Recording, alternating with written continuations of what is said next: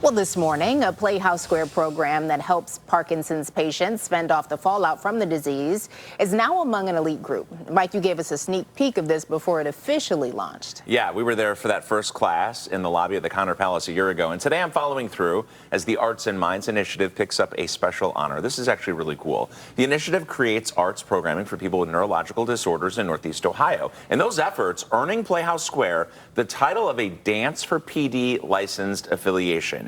It's the first in Ohio and one of only 23 worldwide. Just a few minutes of observing this class, and you can see why it's now among an elite group.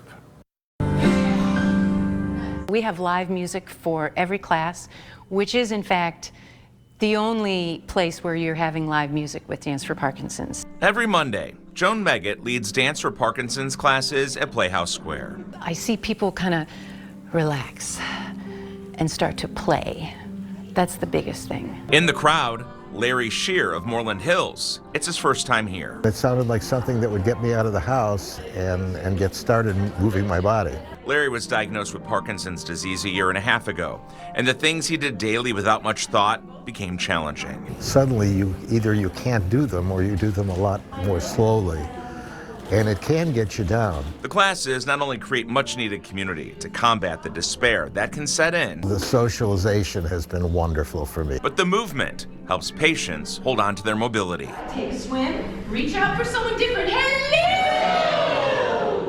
Larry has noticed improvement taking similar classes for the last year. I'm doing a lot of things a whole lot better than I did a year ago. That's great. And I'm more confident in my body movements than I was a year ago. It is a downward spiral if you're not staying active. I spoke with Dr. Benjamin Walter, who specializes in movement disorders at the Cleveland Clinic, about the power the arts can play in these classes. In a dance environment or in a theater environment, they're responding to external cues and to music, and they're able to do things more naturally that they wouldn't because of the disease. Dr. Walter tells me dance therapy like this can reduce symptoms and disability. Because of the social engagement in a group environment like this, people are more likely to do it as well. While patients are all in different stages of disease progression, Joan notices a common thread that binds them together.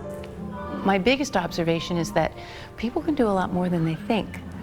And that's what this class is about, that discovery. A discovery that moves at the pace each participant chooses.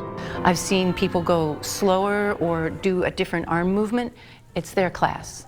As long as they're owning their choices, that's really what it's about. It's not just about how high the leg can get or how perfectly your arm is positioned, but it's about finding how you move and how you express. Movement classes like this for Parkinson's are becoming more mainstream, and it's important outreach because the number of cases in the U.S. is expected to rise to 1.2 million over the next 5 years. And Tiffany, Playhouse Square's program is uniquely positioned because it's held in dance studios and theater spaces right there on site.